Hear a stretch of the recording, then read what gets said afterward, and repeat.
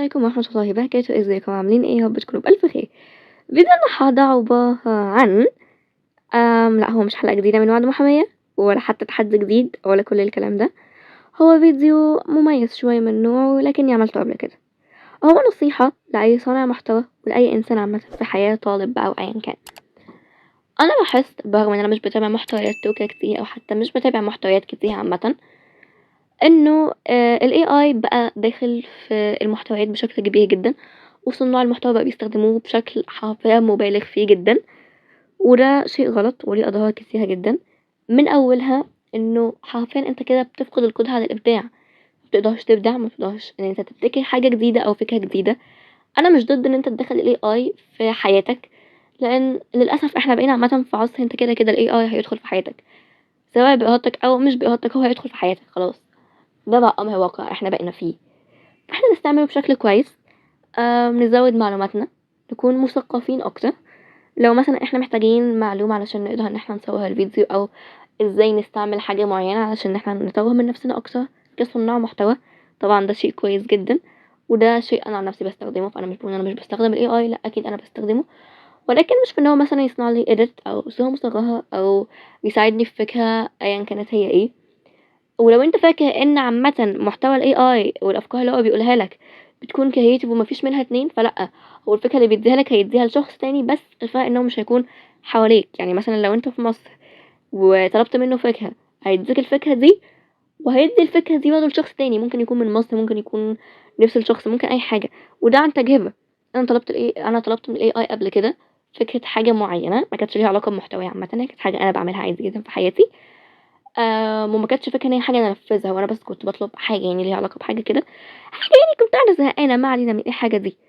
وبعدها بفترة طلبت نفس الطلب تاني، بس كان من حساب تاني، والمفاجأة إن ال AI اداني نفس الإجابة بالملي. يمكن الأسلوب متغير شوية، بس هي نفس الفكرة، بنفس النهاية، بنفس البداية، بنفس الحاجة اللي حصلت في النص، نفس كل حاجة. فأنت لو فاكر إن أنت كده هتكون creative، لأ أنت مش هتكون creative، بالعكس أنت هتكون حرفيًا مالكش 30 لازمة. إن أنت كل اللي أنت عملته إن أنت سوّيت الفيديو أو منتجته، الأخيرة اختي هي حتى، غير كده أنت ما عملتش أي حاجة تانية.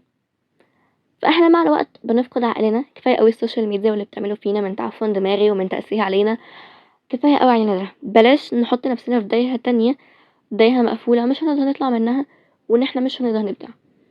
اليوتيوب أو كصناعة محتوى عامة، مش شرط إن هو على اليوتيوب، أيا كان على السوشيال ميديا، وعامة مش صناعة المحتوى بس، حتى لو أنت طالب مطلوب منك مشروع معين أو بتكتب قصة أو أيا كان، ما تدخلش ال AI في أي حاجة في حياتك بعد إذنكم.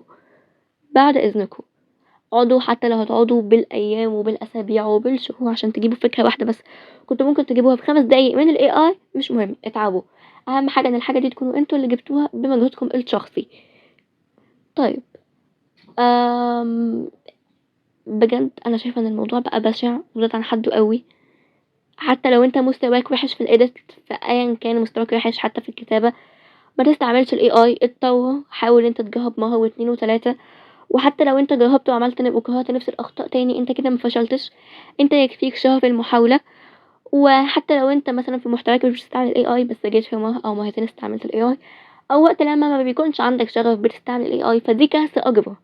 فكرة إن أنت باخلّي صناعة المحتوى مُعتمد على أنت عندك شغف أو لأ، أو عندك تفاعل أو لأ، فدي كارثة تانية أنا اتكلمت عنها في فيديو قبل كده، اللي هو كان فيديو الاعتزال. فدي كارثة كبيرة جدًا.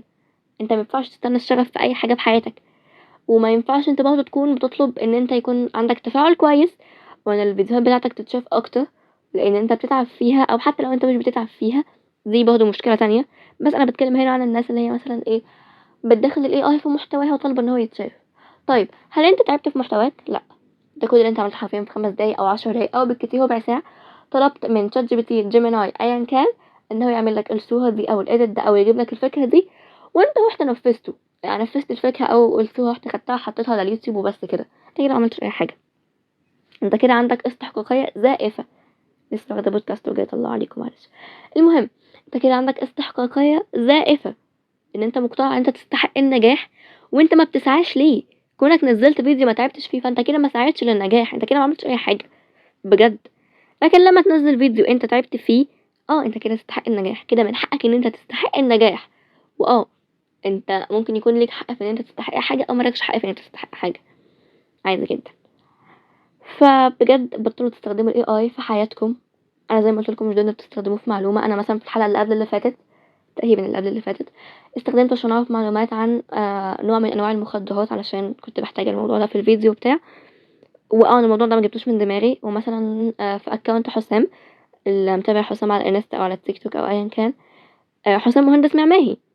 انا معلوماتي في الهندسه المعماريه مش هتكون برضه ان هي توصل لمهندس معماري، ماشي، ممكن يكون عندي معلومات سطحيه جدا. فبحتاج ال AI عشان اعرف معلومات اكتر، علشان اعرف ان انا اطور قصته، مش علشان اصنع قصته.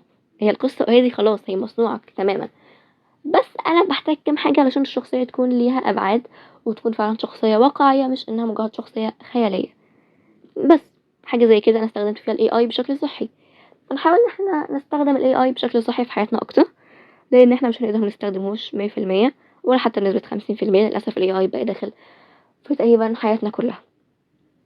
بس زي ما قلت لكم، أهم حاجة احنا نستخدمه ازاي وفي ايه، وبلاش نعتمد على الشغف في أي حاجة. مش شرط ان هي زي ما قلت لكم ان هي بس تكون صناعة محتوى. انا زي ما قلت في اول الفيديو ده موجه لاي حد، اي انسان. كونك انسان يبقى الفيديو ده موجه ليك، لان احنا بقينا في عصر ال AI. فانت بطريقة او باخرى انت هتستعمل ال AI في حياتك بس. ونركز برضو ان ال AI بينتج عنه الاخطاء، فحتى ما نعتمدش عليه في المعلومات، وان احنا نبحث اكتر. وما فضلتش برضو ان احنا نعتمد عليه في المعلومات، لكن للاسف انا بعتمد عليه بشكل بنسبة 70-80%. انا مش عارفة اتكلم. بشكل 70-80% انا بعتمد عليه في المعلومات، وده شيء غلط.